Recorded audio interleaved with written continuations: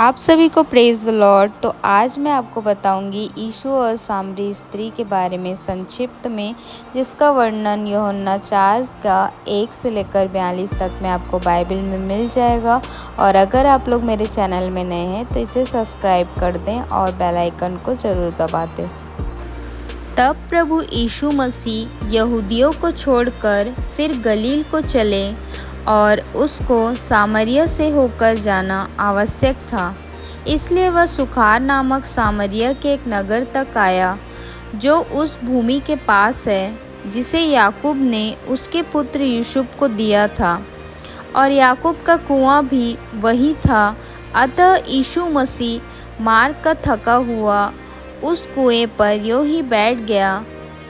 इतने में एक सामरी स्त्री जल भरने आई।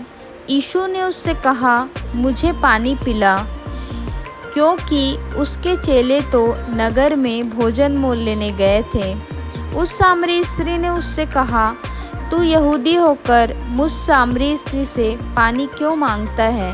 क्योंकि यहूदी सामरियों से किसी भी प्रकार का व्यवहार नहीं रखते थे।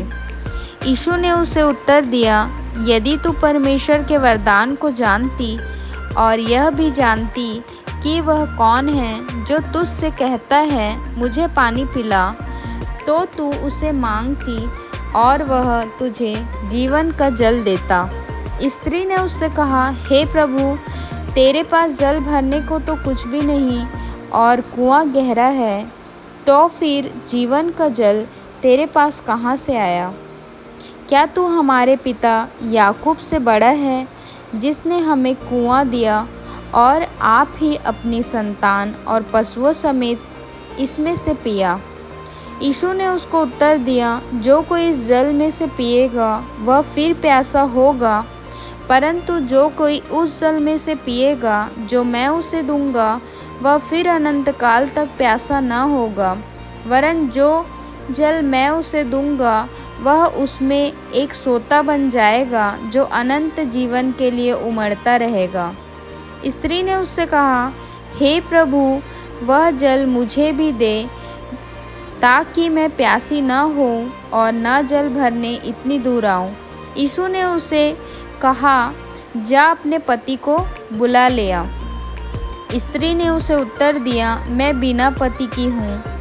यीशु ने उससे कहा, तू ठीक कहती है, मैं बिना पति की ही हूँ, क्योंकि तू 5 पति कर चुकी है और जिसके पास तू अब है वह भी तेरा पति नहीं। यह तूने सच ही कहा। स्त्री ने उससे कहा, हे प्रभु, मुझे लगता है तू भविष्य रखता है। हमारे बाप दादाओं ने इसी पहाड़ पर आराधना की और तुम कहते हो कि वह जगह जहाँ आराधना करनी चाहिए यरूशलेम में है। यीशु ने उससे कहा, हे नारी, मेरी बात का विश्वास कर कि वह समय आता है कि तुम न तो पहाड़ पर न पिता की आराधना करोगे न यरूशलेम में। तुम जिसे नहीं जानते उसकी आराधना करते हो, और हम जिसे जानते हैं उसकी आराधना करते हैं, क्योंकि उद्धार यहूदियों में से है।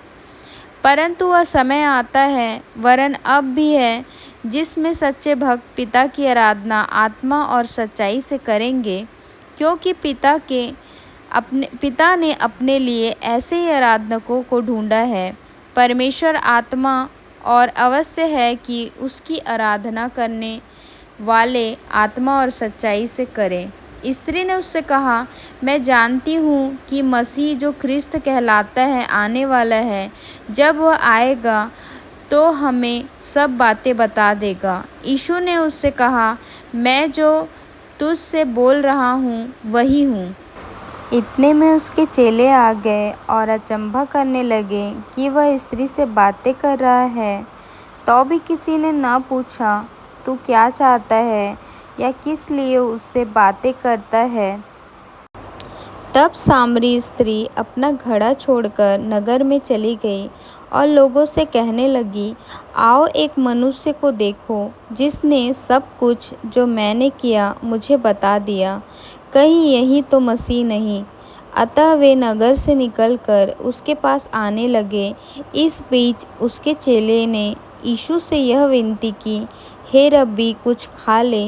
परंतु उसने उनसे कहा, मेरे पास खाने के लिए ऐसा भोजन है जिसे तुम नहीं जानते। तब चेले ने आपस में कहा, क्या कोई उसके लिए कुछ खाने को लाया है? यीशु ने उससे कहा, मेरा भोजन यह है कि अपने भेजने वाले की इच्छा के अनुसार चलूं और उसका काम पूरा करूं। क्या तुम नहीं कहते, कटनी होने में अभी 4 महीने पड़े हैं? देखो, मैं तुमसे कहता हूँ, अपनी आंखें उठाकर खेतों पर दृष्टि डालो कि वे कटनी के लिए पक चुके हैं।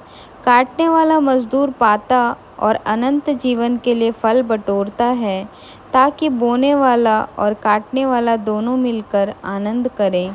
फिर उस नगर में बहुत से सामरियों ने उस स्त्री के कहने से यीशु पर विश्वास किया, क्योंकि उसने यह गवाही दी थी, उसने सब कुछ जो मैंने किया मुझे बता दिया। इसलिए जब ये सामरी उसके पास आए तो उससे विनती करने लगे कि हमारे यहाँ रह। अतः वह वहाँ 2 दिन तक रहा। उसके वचन के कारण और भी बहुत से लोगों ने विश्वास किया। और उस स्त्री ने कहा, अब हम तेरे कहने ही से विश्वास नहीं करते, क्योंकि हमने आप ही सुन लिया और जानते हैं कि यह सचमुच में जगत का उद्धार करता है। इस कहानी से प्रियो हमें यह पता चलता है प्रभु यीशु मसीह कितने दयालु हैं। उस स्त्री के बारे में वो सब कुछ जानते थे, उसके व्यभिचार का जीवन, उसके अनैतिकता की बातें, फिर भी उन्होंने उसे क्षमा किया और एक नया जीवन जीने के लिए उसके जीवन में आशा दी। और भी लोगों ने उस स्त्री के द्वारा विश्वास किया। वह स्त्री जो व्यभिचार में थी, वो बाद में जब प्रभु से मिली, उसके बाद दूसरों के जीवन में आशीष का कारण हुई, उनका जीवन भी बदला। और परमेश्वर पिता कभी भी अपने लोगों को तुच्छ नहीं जानते, वह किसी की जाति के अनुसार उससे व्यवहार नहीं करते। अगर आप लोगों को यह बाइबिल की कहानी अच्छी लगी हो तो इस चैनल को ज़रूर से सब्सक्राइब कर लें, ताकि ऐसे ही और भी कहानी मैं आप लोगों के समक्ष में लेकर आते रहूं और आप लोग भी आशीष पाएँ और मेरे लिए भी यह आशीष का कारण हो। आप सभी को प्रेज़ द लॉर्ड। जय मसीह की।